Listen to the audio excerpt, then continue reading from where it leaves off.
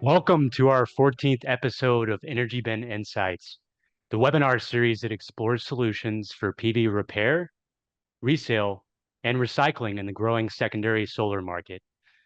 Thank you for joining us today. My name is Thomas Hennessy, and I'm the Business Development Manager here at EnergyBin, and we are an online business community for solar professionals who are committed to accelerating a robust and sustainable secondary solar market. Our members collaborate through trade, networking, and educational activities like this webinar. These webinars are made possible by collaboration with industry professionals like yourselves. Join the EnergyBin community to help support these efforts, to buy and sell PV equipment on our safe trading platform, and to network with your industry peers. Also, subscribe to our YouTube channel to access recordings for this episode and other EnergyBin Insights webinars and videos, including tips for wholesale buyers and sellers. Today's presentation is all about reimagining solar distribution to go above and beyond for your customers by offering value-added brokering services. One main reason why brokering is such a necessary service is the fact that the global solar supply chain is more complex than ever. Brokers can help wholesale buyers navigate the complexities and ensure you're getting the best deal for quality PV hardware and delivered on time.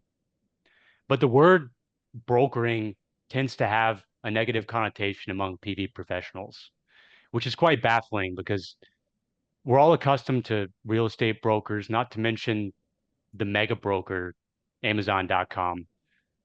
Our guest speaker today, Christian Adams, founder and CEO of Alchemy Solar Distribution, will debunk myths about solar equipment brokering and will share insights from his years of experience in solar distribution to explain why partnering with a broker can give buyers a competitive edge. Before we start, feel free to pose questions as we go, and thank you to those of you who submitted questions in advance. We'll have time at the end of the presentation to answer your questions, and the slide deck is available at the link provided in the chat box as well. Christian, thank you so much for being here. How are you?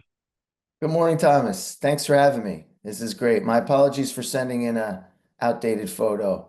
That guy's a lot less gray than I am now. That's what the Is, solar industry will do to you. was that a year ago or Yeah, I know. It was more than a year ago. That was a few years ago. Yeah. As you can see. we really appreciate you being here, Christian. I know Yeah, we've worked with you for several years, and definitely. but there's a lot of companies that don't know you yet. So can you start off by just giving us a brief overview of your career in solar? Can you tell me when and where you started out, and Sure. what have you learned since then that's really stuck with you? I know you. How long have you been in the industry now? 20 years. Well, actually, it'll be 20 years in September. Yeah, I was, I was in my 20s. I grew up in New Jersey and I was just trying to make money. I sold insurance and I was in the mortgage industry during the boom in the mid 2000s. And 2004, 2005, my uncle mentioned the solar industry, thought it was going to be a big thing. And I was contacting a bunch of solar companies and I got in with one. It took a while, but I finally got in with one. And, in 2 years, we went from 5 to 60 people. A lot of early adopters back then, but New Jersey had a $5.50 per watt rebate, right? And, I think most of those that are listening know it costs about $2 to $3 a watt now to install a system. And they had a rebate just for 5.50. It costs about $8 to $10 a watt just to install a system. Panels cost $3 to $4 a watt. The Sanyo 190 was the big thing back then. How the industry's changed. They had Yes, it this has. rebate, and then the economic collapse happened 2007, 2008. I moved to Hawaii in 2009 and worked for contractors out there. I ran a few contractors out there. And then in 2015, 2014, 2015, they ended net metering in Hawaii. And really, really slowed down the industry. Went from 300 contractors to about 30 in the state. And so then I got into distribution. I said, I can't stay in one state. It's too volatile, right? To stay in one state. So That's when I got into distribution. I went to work for a sales director at Sologent for a few years. Then I That was was 2015 or 2016, yeah. 2016. Okay. Yeah. And then I was at Connect Solar for a few years. They were kind of they were very small when me and the colleague of mine went over there at the time, and they kind of get got built up. And then I started my own uh, distribution company, a broker, about 3 years ago, and that's Alchemy Solar Distribution. And and yeah, it's been what I've learned is, especially in the solar industry, is to stay diversified. I mean, that's why that move from me staying in one state to going into multiple in distribution, that's why distribution was attractive to me. It's just staying diversified, and contractors do this that can get big enough. If you're in a few different states, it's really nice. Like California, the residential market right now, because of net metering and because of interest rates, is really, really hurting. But overall, in the country, there's still a lot of solar going on, right? So, staying diversified in whatever it is, maybe it's the products you sell, the states that you're in, the countries that you're in. We call it the solar coaster for a reason. It's very volatile, but if you can kind of be in different markets and different segments, usually you can weather the storm. So you started Alchemy Solar Distribution 2022, correct? Correct. Yeah. Mhm. How did you come up with the name? Um, I surf. So I live in Encinitas, California, which is about a half hour north of San Diego. And I surf. And I was just sitting in the lineup one day, and I wasn't even in the lineup. It was probably just a few of us out there. And I was thinking of the book The Alchemist, which is a popular book a few years ago. And alchemy means taking kind of two elements and combining them and making a third element, depending on how you look at it. And it's kind of got a lot of magical um, connotations with it. It was used, to somehow, sorcerers could take, uh, some kind of, benign metal and make gold out of it, right? And that was like, Right. that's where alchemy and kind of medieval kind of things. But um, practically, yeah, it means taking two things. So we're taking silicon, same thing made from computer chips, and the sun, and we are making gold, right? We're making electricity, which is worth money, which is, equates to gold. So, taking the sun and this raw material and making gold, or making electricity, I thought it was, very appropriate for it, and it's just kind of got a cool. I like the name alchemy, the name, the alchemist. It's kind of a neat name. So yeah, that's It's what. fitting. It's creative. Yeah, Um, I like it. And while we're talking about alchemy, I know there's probably a lot of people watching today that have worked with you before, but for those that haven't, can you explain how would you best describe your company and the services that you provide, Christian? yeah. So basically, we the main thing we do is panels, right? Solar panels for contractors, EPCs, and developers, and even resellers. I mean, we do a lot of business with resellers as well. Um, and we're going out there and we're finding we have a lot of relationships. Our team has a lot of relationships. We've been in the industry for a long time, and so modules that maybe a contractor has, did a multi-megawatt project and they got a few containers left over, or maybe it's an even bigger project for a developer and they have a few megawatts left over, right? They come to us as a service to be able to move that product. We're direct with most of the manufacturers as well. So we have that standard distribution relationship. Um, but we're also able, because of all our reseller relationships and all our relationships across the industry, we're able to find things that, someone that's just a contractor or developer has their little scope of, who they are in contact with. And, they want to Q-Cell 450 that, they haven't made in 6 months. We may be able to go find something like that. So that's kind of what the value we add is we can sell stuff for you, but we our main thing is panels. We do some inverters as well, and phase and some solar edge, especially the optimizers. And we also do batteries. We're starting to do some batteries now as well.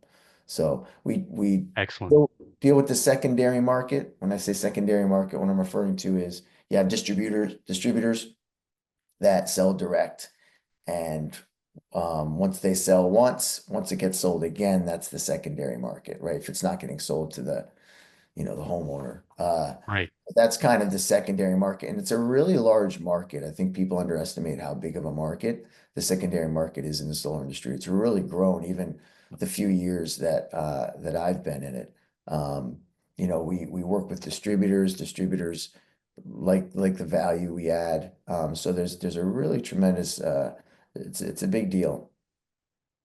You, how would you define brokering? I want to get into brokering. Yeah. Um, how would you define it if you had to explain in just a couple sentences? Yeah, and it's brokering's having the relationship, right? To be able to find the product that you need. If you need X product and I know where to find X product, I can go find it for you. And a lot of times I can go find it for maybe you can find X product, but I can find it for less, or I can Right. find a better deal for you, or I can or you don't need a specific product, but you need something that can function a certain way, right? For the for the solar panel market specifically, it's hey, I need these specs. Go find this module for me. And we're able to then go find that module, come back to you with those options, right? So that's what brokering is in our world. Um, Sometimes it's the same as distribution. And I mean, I think it is a form of distribution, right? And a lot of times, large distributors um, are brokering, right? Essentially, right? They're not owning the product, they're just bringing it in, drop shipping it. So I try not to own product like in my own warehouse. What I try to do is have the relationship so I have access to the product. Um, we inevitably end up owning a lot of products. So we are, like your standard distributor because maybe we need to buy 5 containers to get the good deal and our customer only needs 3. So then we'll buy the 5 or the X megawatts, whatever it is. So that's the way I define brokering is that I try to be a broker. Doesn't always work out, but I'd much rather not own the product in such a volatile industry. I just want to buy what my customer needs, not what I think maybe the market's going to need. That makes Right. sense. It does. It does. Why does it, I know you touched on this a little bit, but why does it make sense to combine brokering and distribution? I know in some ways you are a distributor, you're stocking product, but why does it make sense to combine the two? Yeah, there's a few reasons. I think the first is, like I mentioned before, being diverse and having flexibility is a huge deal in this industry. And so what companies like mine, like Alchemy, are able to do is have that flexibility, right? If we, stored product and had these warehouses across the country, you really need to lock into a few manufacturers. And if you look at the big distributors, they have a certain amount of manufacturers that they work with, right? And that's it. They don't go out of that scope. And so what allows Alchemy to be is when you come to me and say, hey, I need 5 megawatts of the parameters of this product, it needs to be you know, bifacial and this needs to be within these. Um, the length and width needs to be around here and, whatever it is, right? It needs to have a wind load of X. And then you come to us and say, can you go find that module? Well, if I'm a distributor, a large distributor that's only locked in for those, I only have those 3 to 5 manufacturers. With Alchemy, we're agnostic, so we can go find what module makes the most sense for you, right? Right. Now, we'll have certain opinions on certain modules, like, hey, these guys, we're not sure about their US representation, or hey, these guys are really good, so this one's 5 cents more, but you get this X, Y, and Z. So we can be just honest with you, and what it allows you to make the decision, right? It's not this pushy sales thing, I want to put you into ABC module. where maybe D module is better for you, right? So Right. it allows us that freedom. And I've always liked that with sales. When my whole sales career, and I've been in sales my whole career, and I'm 48. So I never like having to push something on somebody that maybe is not, there's something else better, right? So I always like the freedom to be your advocate, right? Because then I can just be honest and genuine with you, right? No matter what. And I think that's one of the things I think me and my team pride ourselves on is being able to be genuine with folks, right? And form like real bonds and real relationships. Absolutely. Well said. What what benefit do brokers provide to wholesale buyers? I know we talked a little bit about the time savings, um, forecasting. Um, how can you help wholesale buyers, Christian?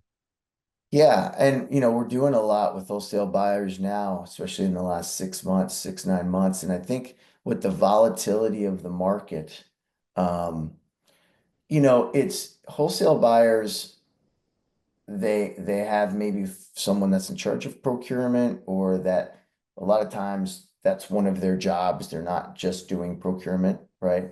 Sometimes they are um, but they're doing it on a lot of different levels. And so what it allows us to do, but so that procurement person has their scope, right? They're usually one person, maybe, maybe they're a team, but they only have so much scope on as to where they have their relationships, and that's where their scope ends. Where we're a team, right, of 8 folks now, and we have all these relationships all over. So what it does is expands the scope of that wholesale buyers of, hey, I need X product. I'm about to, purchase 10, 20 megawatts over the next 18 months or whatever it is. Is this really what I want to commit to? Right.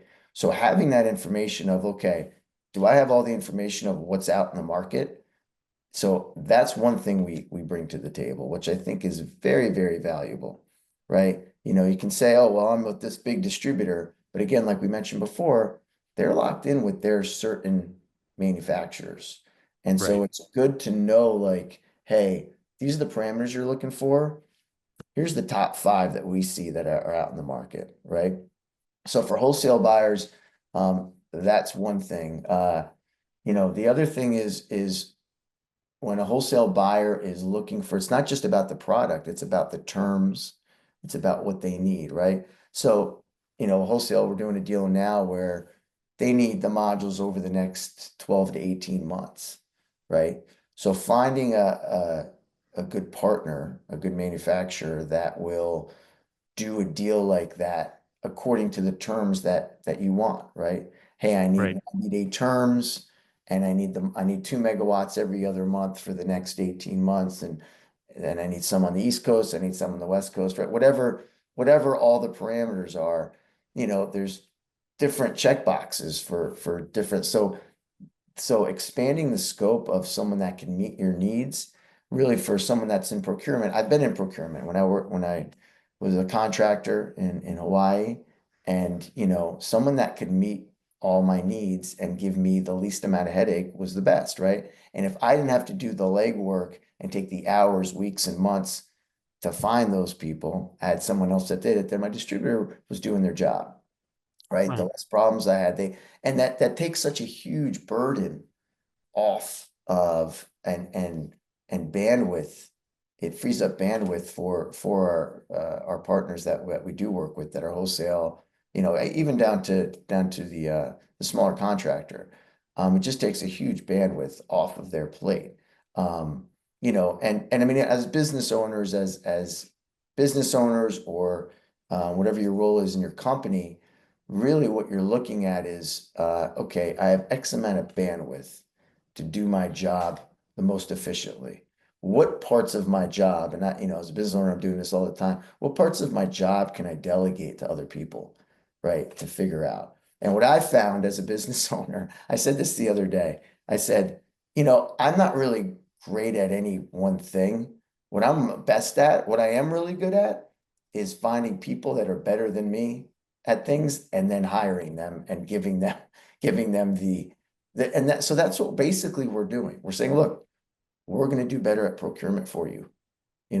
Let Right. us be your guy and we'll go You're a figure. matchmaker, Yeah. right? And we'll go In a figure it way. out. And we're gonna take the headaches off off your mind. We're gonna free up your bandwidth. We're gonna be able to the ones, and it takes time sometimes, right? Especially when you're buying 10, 20 megawatts, I mean, that's big. And, I'm saying big numbers, but, 5, 10, 15, 20 pallets, that's a huge deal for a smaller contractor, right? Right. $100,000, $50,000. It's a lot of money, right? So whatever, it does take time. It does take some trust. I think we've been in the industry for a good amount of time. So I think our name is pretty well known out there, but yeah, sorry, long answer there. I No, can, it was a good I can go answer. on and on with this stuff. Can you provide a specific example, Christian, um, where make a case where domestic and globally, where a buyer would want to work with a brokering distributor like yourself. Do you have any Yeah. specific examples or stories that you want to share with me? Well, for us specifically, and it doesn't really relate to brokering, I think just the kind of company we are and what we kind of try to do and say, and it's why we're not, I don't think we'll ever grow the company like really quick, we're growing we've been growing, we've really grown organically up to this point, really haven't tried to expand it. And what we do is we get in front of issues or problems because problems are going to arise, right? You have shipping companies that you don't control. We don't own the shipping companies. No one does. And they can be very challenging. So, like we had an example of I was on vacation in Guatemala and I got a call and my customer for it was about a 1.1 megawatt project. Um, the panels had shown up and they were the right wattage and they were the right brand, but it was a totally different model. And this was a Yeah. carport. And so the modules were, I believe, 6 inches shorter. They're smaller than what we ordered. And these had come from overseas, so it had been like 4 months of ordering them. And we went And you're out. on vacation when And on this, vacation, yeah, yeah. I didn't vacation that day. I worked that day. And one of our other sales reps, not my relationship, one of our reps' relationships, found the module with the exact same specs, different brand, but they didn't care about that. So it didn't matter. Different brand, found the exact same specs, and we ordered those modules for them. And the person I was buying from said, "Hey, we can't pay you back." So we had to use our own money, you know, 300,000 or 400,000 and luckily we had it, because we were a pretty new company at the time. And we were able to go buy that modules, make the customer whole, not delay their project at all, and just get in front of the issue, right? So I think this is an example, and I teach this to all my guys. It's better to get in front of things. If I mess up, just own it, right? When you mess right? up, and we're all going to make mistakes. We're human, right? Um, I mean, until AI takes over and we're the slaves of AI or however that works, we're human, right? So Hopefully not. we're gonna be, yeah, hopefully not. We're gonna make mistakes, right? So it's just owning it, right? The worst thing in the world is trying to bury a mistake or kind of not tell the customer something. So we really get in front of this stuff. Shipping companies delayed or whatever happens, the stuff that we can't. And I always that's our kind of our pitch is, hey, I can't guarantee things are going to go perfect, right? Because there's a lot of things out of my control. But I will say, we're going to be there. We're going to answer the phone. We're going to be on top of it. We're going to be proactive in finding a resolution for you. And, Right. I think, our customers, well, I mean, that's why we've been successful is because of that reason. Getting in front of it and you don't leave your customers up the creek without a paddle. You Right. do what you have to. Right. And So another thing, and you asked your question, why for brokering? Well, see, I mean, that's an example where we were able to go outside of a module we don't usually know or buy maybe and go find That's a that, good point. right? Right, So where certain distributors, manufacturers wouldn't have been able to been offer able, that. yeah, That's a correct. great point. Yep. While we're talking about that, I know that you're a good example of a broker, but um, are there any signs or signals that companies should watch out for? Any red flags when they're talking to a new broker? Yeah, that's a great question. So you have a lot of companies like mine that are, we're a little more established. We're a little more known in the industry. We have a good amount of employees and we're in, I think we've done business in almost all 50 states, right? You do have some smaller companies out there. Actually have that sometimes I even question doing business with just because they don't run things as well as I would like to. And Also, there's some, yeah, and I'll go into that. There's some lone wolves out there, right? And some of the lone wolves are actually excellent. So it doesn't just because it's one person show. You had Yosri from A10 on here a few weeks ago. He's not just a one-man show, but he's smaller, but he's excellent, right? He's a great resource. If you get the privilege of working with him, he's a great resource and wealth of information, and he's a really, really solid guy. Um, but you have companies and the biggest thing um, is somebody that sells you something before they have control of the product, right? That's the big red flag. And you can't always tell when people are doing that, right? And the best way to know, and the reason why, I mean, I think it's obvious why that's a problem, right? If you pay me money for something and then I go to the person that I was buying from and they don't have it anymore, well, now I have your money or I've promised you a product, you've committed and that's an issue, right? Uh, yes, so and some of these guys that are starting out, if they're new, right, they're not able to control the product yet, right? So that can be an issue. Um, we don't do that, right? We really that doesn't happen. But so the way to I think is, especially if you've been in the industry for a little while, ask your colleagues you know, if they know the person you're about to do business with. Ask people like us, people that, hey, do you know these guys? Do you know this guy? What's it like? And hopefully, hopefully they'll be honest with you. But most of the time they will. Oh yeah, he's a good guy. And most of the time it's solid people. There's a lot of solid people in this industry. But like any industry, you're going to get folks that it's a little bit more risky to deal with, right? right. And maybe they'll You have asked for trade amazing. references? What's that? Yeah, trade Are you, reference. Sure. Trade references and sometimes just the conversations like who do you know?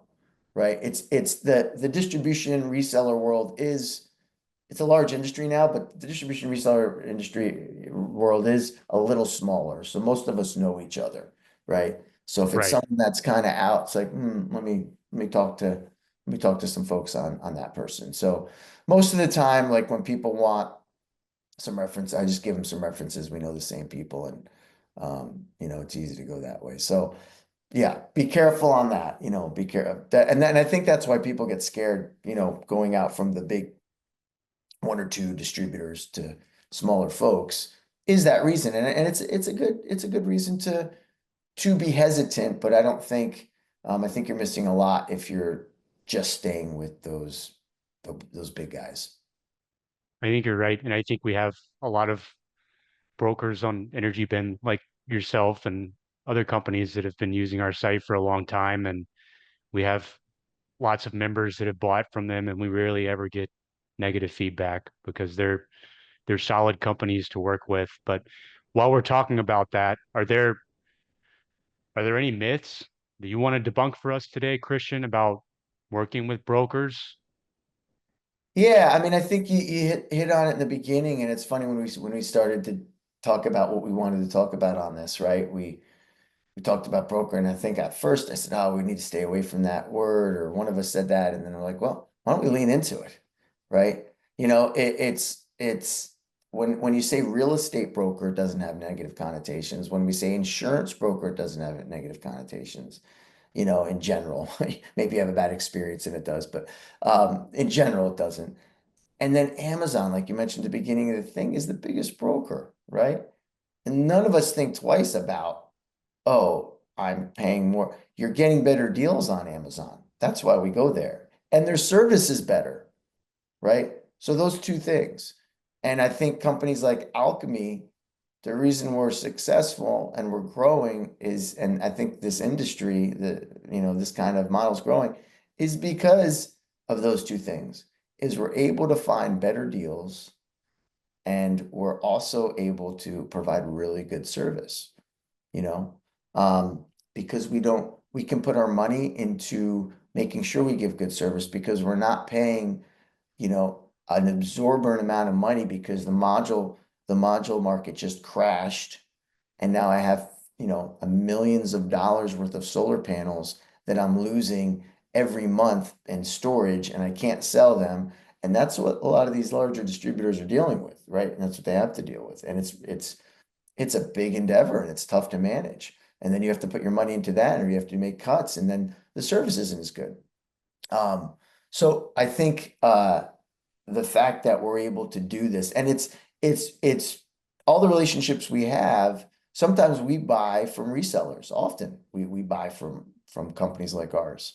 Um, and vice versa. We do a lot of business with other resellers, right? There's a lot of relationships out there. Way too many for a few people to have all the relationships that are in the industry to find all the products, right? So, not thinking twice about, and it's rare now. I think people are much more open-minded.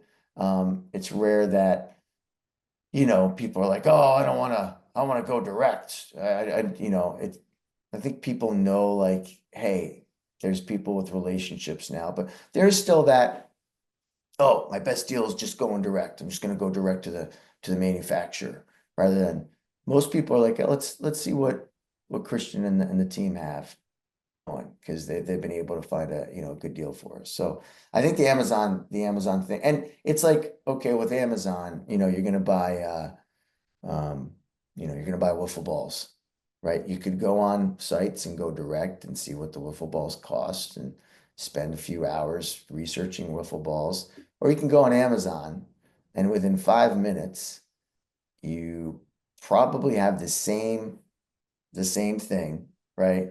The same options, if not better prices, right? That's why we do it. And you're saving time. Right. Just a different name. So, but yeah, you're saving time, It's invaluable, that's priceless, right? Time is a huge, huge deal. opportunity costs. Do our jobs as efficient as possible.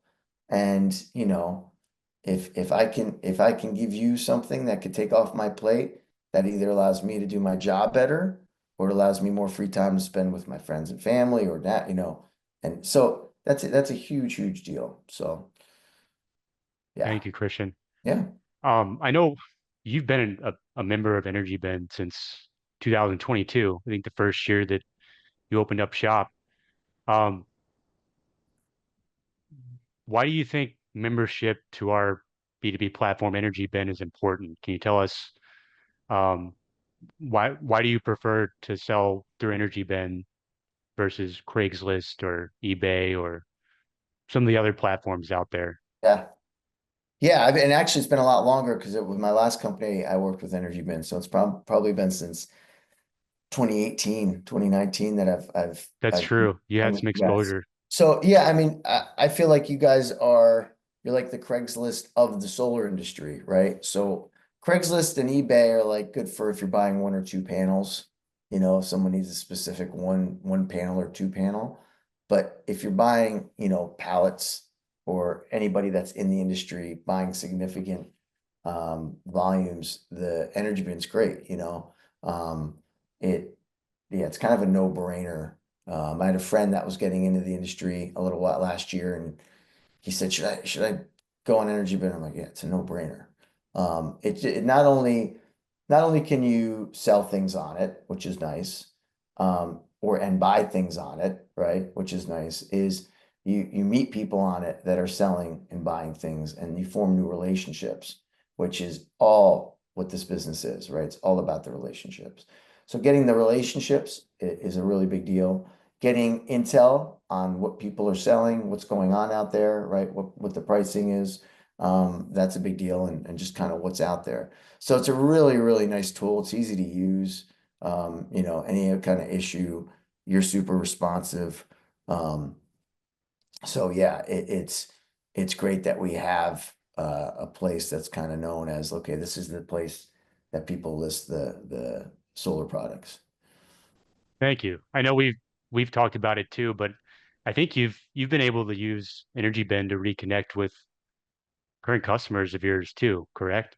Oh yeah, Where you 100%. may not know they have a need for this or that, but Yeah, it's the just the nature of it. It's one centralized platform. So yeah. I mean, um, you'll post something on there, and then someone we already do business with will say, "Hey, I saw you posted X," right? Or yeah, someone reconnects with you, which is always super valuable. that's fantastic. Yeah. Um, how critical would you say that relationships in the solar industry are? And I know we touched on that a little bit too, that everybody knows everybody and it's a small world.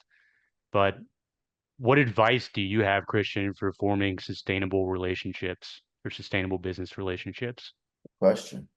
Yeah, it's a good question. Um, you know, it's funny. I think most of the people working for me came to me and said, "Can I come work for you?" Um, and I think that's because they trust me, and I don't I'm not greedy. I do what I say I'm gonna do. Um, and sometimes it's just that basic, right? There's a lot of people that, I think it's maybe this the human condition, society, I don't know, but there's this scarcity mindset, right? And I try not to have the scarcity mindset. I have, right? I'm not perfect. Especially when I lived in Hawaii, it was rough. In the being in the solar industry and the volatile industry, raising two kids, trying to survive.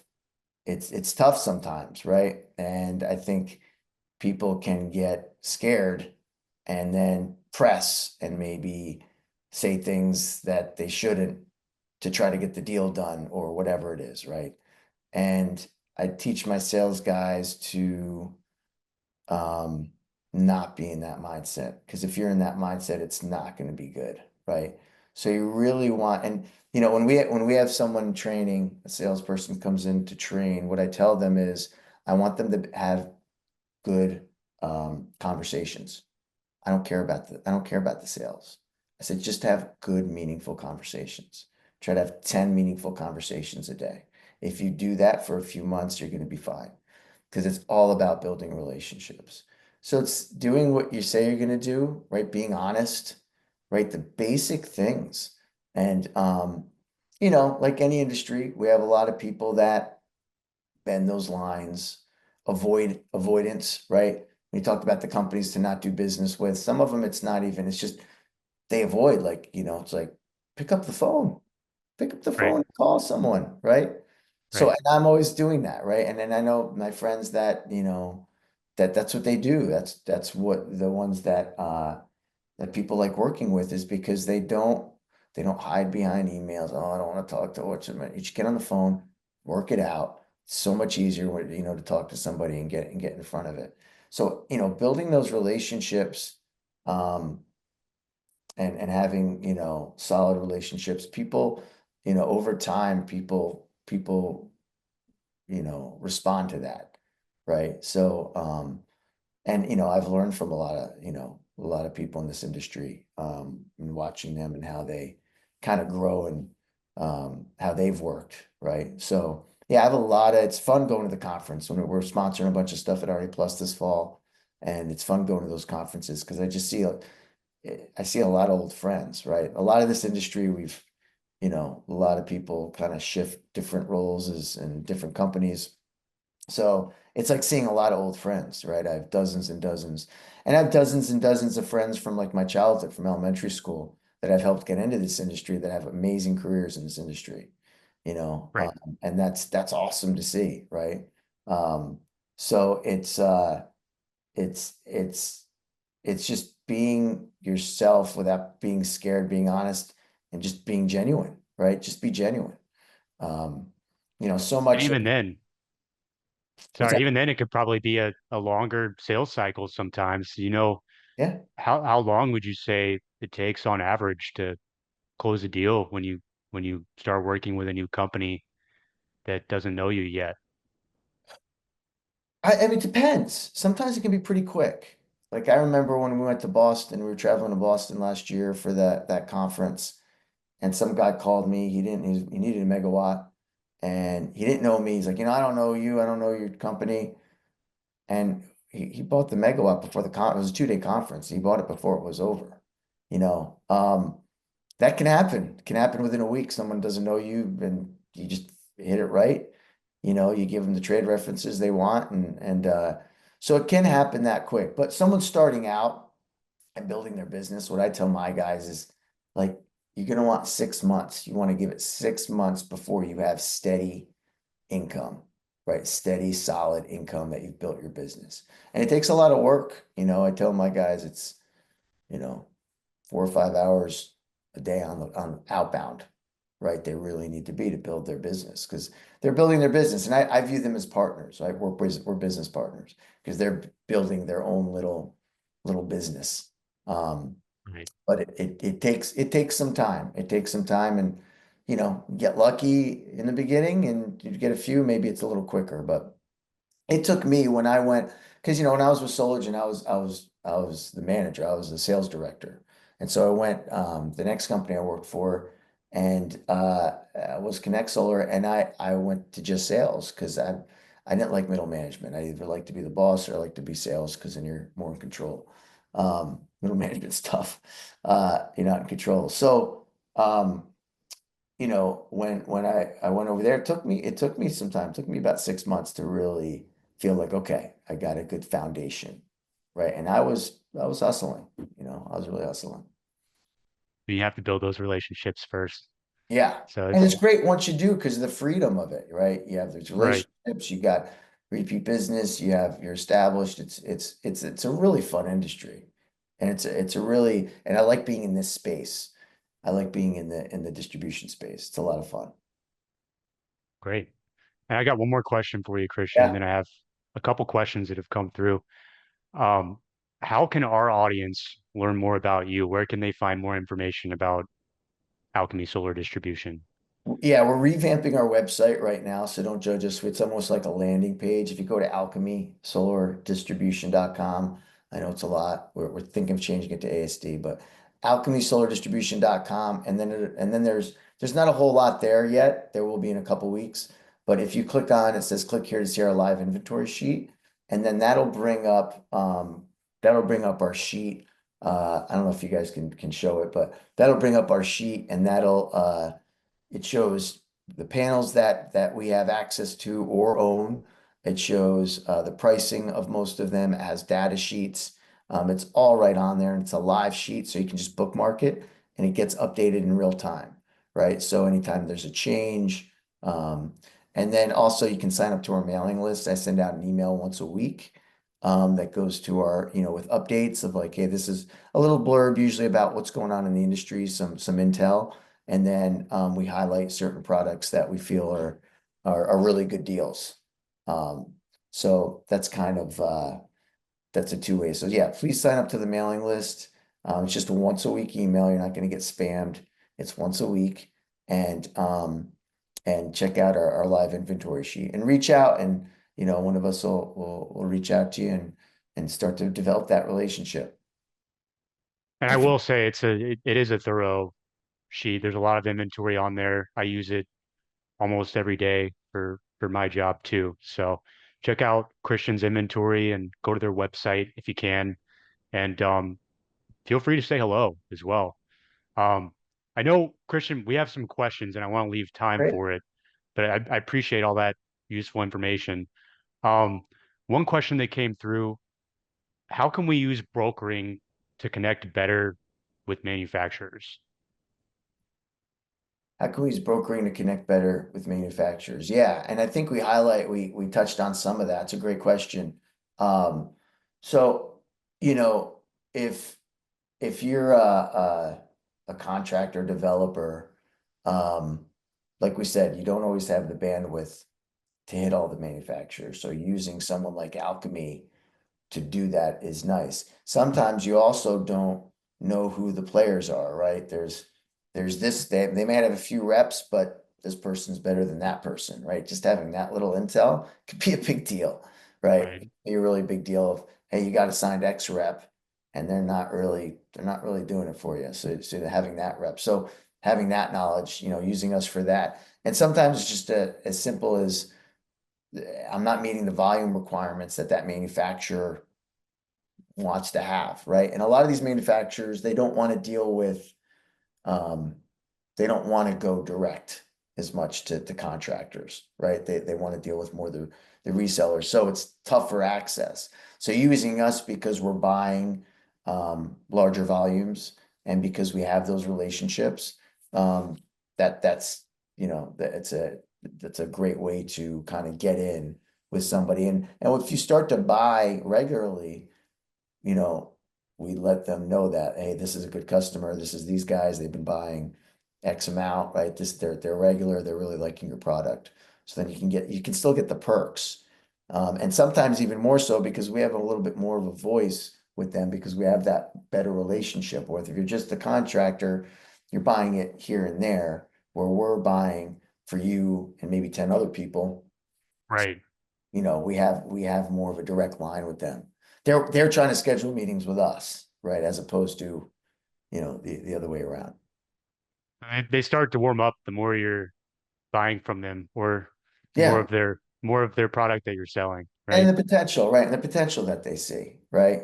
Right. Right. If you're a developer contractor, you're maxed out at X, right? And Right. if we can bring them 10 or 20 of those, it makes their job easier, right? We're same thing that we're doing for you. We're freeing up your bandwidth. It probably helps to have 20 years experience too. You Yeah, probably know a lot of these doesn't hurt. Doesn't hurt. manufacturers Yeah. on a first name basis. Thanks, Christian. Yeah. There's another good question that came through. I wanted to ask you, how can a broker build long-term trust with wholesale buyers where direct relationships with suppliers are possible? How can with long-term buyers, yeah. Um, so How can you build long-term trust with your wholesale buyers, or how can brokers? how can broker, okay, how can we do work with yeah. So I think it takes time, right? It takes probably a couple deals in the beginning, right, to make sure. Um, and then as time goes on, like this one that we're doing a long-term project with the rep, he's worked with them for a while, right? And he's done you know, spot buys with them, right? And come through on things, right? So, you come through on a couple deals and it really shows a lot, right? There's one thing about talk, and there's another thing about action. So it's just, developing that long-term relationship and doing the little things right at first, right? And then, starting to, and also doing what you're going to say. Like, when I hire somebody, I always ask for a cover letter and a resume. And it's depending on the position, if it's sales, I want them to be proactive. If they don't follow up with me, they're not going to get hired on the sales Right. side, right? So the same thing goes, I think, when you're first talking to someone, like, and they say, hey, I want X, Y, and Z, and it's a little bit of work. It's going to take me 20 minutes to put that email together and make it nice. Am I doing that? Am I taking an extra few minutes throwing it in the chat GPT so it comes out better, right? Are you doing those little things? Because those are going to show in the long term, right? Right. Making sure you're professional, that you've taken time. When I see someone that puts a really nice email together, they've organized it, they're taking time to do that. They're noticing the details. So when it comes to my deal, they're not going to miss that I needed long cables, right? There's nothing like Right. getting 5 megawatts and you don't have long cables. You have short cables, right? That's not Attention to detail. that's not good. So Yeah. having those details, it's important. So it's from the first communication. Like, what are they responding in a timely manner? Am I responding in a timely manner? Like those things. Just, being on it, being organized. Being organized is key. This is all really good information, Christian. Um, Thank you again for being here today. I know we've reached the end of our time. So Do we have time for that one other question that you mentioned? Someone asked about the well, yeah, I know well there's structures. yeah, what are you doing anything, Christian, to help serve underprivileged communities anywhere in the world? Yeah, Are you yeah, Thomas mentioned this in before the call, and it's one that's close to my heart and I'm passionate about. So I wanted to have time to address it, and I'm not the only one doing it. We have a kind of a sister company called Altruistic Enterprises, and that's why I was in Guatemala. We were doing something down there for that, but um, I think there's a huge opportunity where you have these. We're starting to do these repower projects, which are, you know 700 megawatts, right? And they're going to replace that project with new panels because it makes economic sense to do so. But then you have almost 1.5 million solar panels that are still usable, right? And so what do you do with those modules? Now there's a whole thing with recycling going on, right? And things like that, but it costs money to do that. So why right? not repurpose a lot of these modules that are going to be coming off the line and take them to underdeveloped communities in the US and outside the US? There's a company that I met actually at the Woods Mackenzie conference a couple weeks ago, and they're starting to do that a little bit. They started researching, went to Africa and looking at other countries. They've I think helped some countries in Central America. So repurposing these modules and bringing them to communities that maybe don't have electricity or don't have stable electricity or can't really afford it, and repurposing these modules, and now with batteries starting to come down in price, being able to do that, it's something that we're really gonna, as we Alchemy Solar Distribution gets more established over the next couple of years, it's something that I'm going to be really focusing on and want to focus on. And I think our industry can just be, there's a huge space for it, right? In these modules, there's going to be a lot of modules over the next 5 to 10 years that are going to be being repurposed. And to have them repurposed in that way, I think would be, it's going to be a lot of, um, it's going to be a lot of fun, and it could be a big deal, right? It could be a whole industry that a lot of people that are wanting to take their resources and say, hey, look, this makes a lot of sense. Why don't we do more of this, right? And help people's lives. I'm glad you said that, Christian. And people are still buying used modules too. Yeah. We have companies that sell Yeah. used modules on EnergyBin. It's a minority, but what was the name of your sister organization one more time for It's called altruistic enterprises. altruistic enterprises? Yeah. Okay. But yeah, we'll be putting some stuff on the website as we go, and I'll be putting it in the newsletter and stuff. And anybody that wants to be part of it, please reach out to me directly, because we're really trying to starting to form those relationships and starting the beginnings of that, and find the companies that have already started to do it, because there are a couple out there. That's excellent. That's Yeah. really exciting, Christian. Um, if you want to learn more about Alchemy Solar, check out their profile on energybin.com for those of you that are members. If you're not a member and you're interested, contact me anytime. My name's Thomas. And I would encourage you to visit Alchemy Solar's website too. We have it as part of this presentation. And I want to thank you all of you that are here today live. Thank you for joining this webinar, and we'll see you next time. Thanks so much, Thomas. A lot of Thanks, fun. Christian. Thanks for the Appreciate you being opportunity. here. Yeah, you too.